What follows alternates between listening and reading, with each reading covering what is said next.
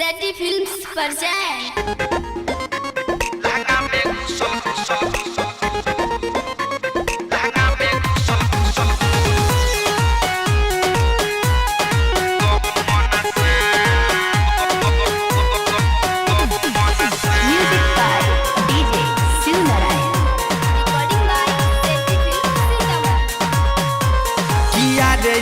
बाप रे हे बाप लहंगा में घुसल गहूँ मन सा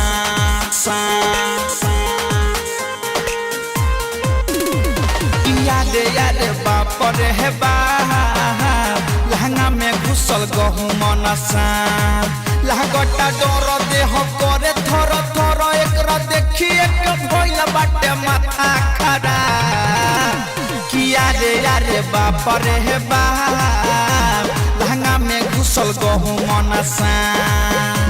किया रे बाप रे हे बाप लहंगा में घुसल गहूँ मन सा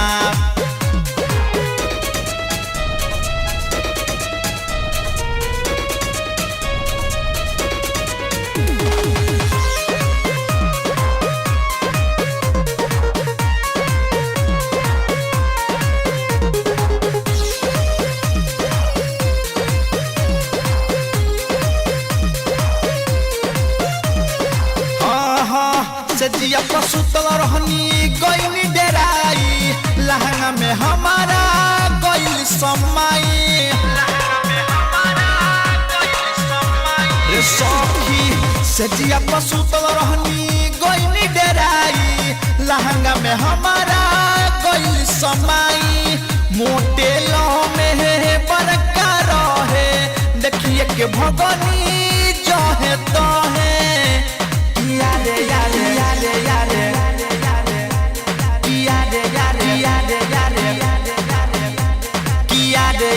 बाप रे बाप लहंगा में घुसल गहूँ मन सा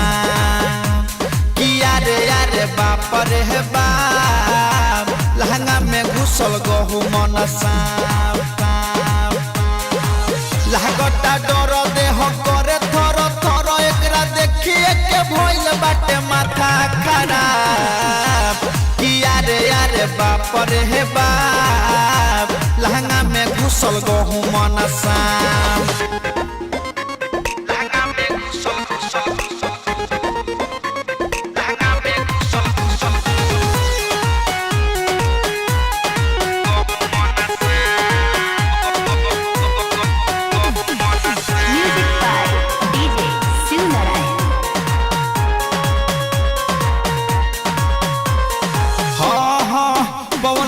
बइया के बतिया बतैनी राइटर संजीत के जल्दी बोलैनी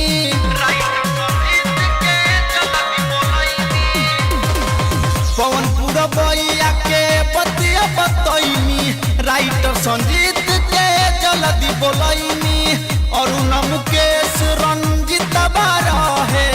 मारे लौकरा भाला मंगैनी किया रे आहा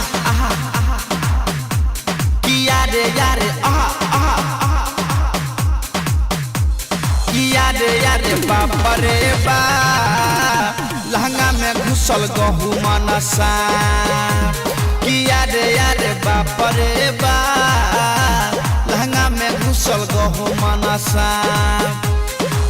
लागटा डर देह करे थर थर एकरा देखिए के भइल बाटे माथा खराब किया रे बाप रे बाप लहंगा में घुसल गहूँ मन सा।